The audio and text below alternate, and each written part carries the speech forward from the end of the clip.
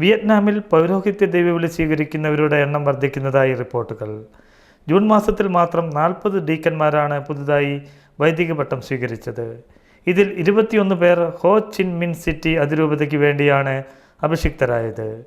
പുരോഹിതൻ ദൈവഹിതത്തെ ഗൗരവമായി കണ്ടുകൊണ്ട് ആരാധനാക്രമം, അജപാലനം, ജീവകാരുണ്യ പ്രവർത്തനങ്ങൾ തുടങ്ങിയ എല്ലാ പ്രവൃത്തികളിലൂടെയും സുവിശേഷം കൈമാറേണ്ടവരാണെന്ന് തിരുഹൃദയ തിരുനാൾ ദിനത്തിൽ 21 പേർക്ക് വൈദിക പട്ടം നൽകിക്കൊണ്ട് ആർച്ച് ബിഷപ്പ് ജോസഫ് ന്യൂയൻ നാങ് പറഞ്ഞു.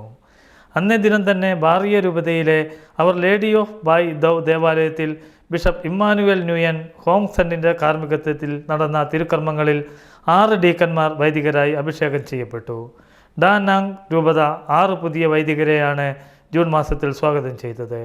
കാൻതോ രൂപതയിലെ സോക് ട്രാങ് കത്തീഡ്രലിൽ പുതിയ വൈദികർക്കുള്ള സ്ഥാനാരോഹണ ദിവ്യബലിക്ക് ബിഷപ്പ് പീറ്റർ ലെ ടാൻ ലോയ് നേതൃത്വം നൽകി.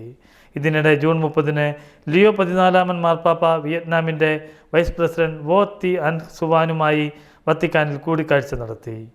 ഇതിനെ തുടർന്ന് വത്തിക്കാനും വിയറ്റ്നാമും തമ്മിലുള്ള ബന്ധത്തിൻ്റെ ക്രിയാത്മകമായ വികാസത്തിൽ മതിപ്പ് പ്രകടിപ്പിച്ചുകൊണ്ട് വത്തിക്കാൻ പത്രക്കുറിപ്പും പുറത്തിറക്കിയിരുന്നു. വിയറ്റ്നാമിൽ ഏകദേശം 68 ലക്ഷം കത്തോലിക്ക വിശ്വാസികളാണ് ഉള്ളത്.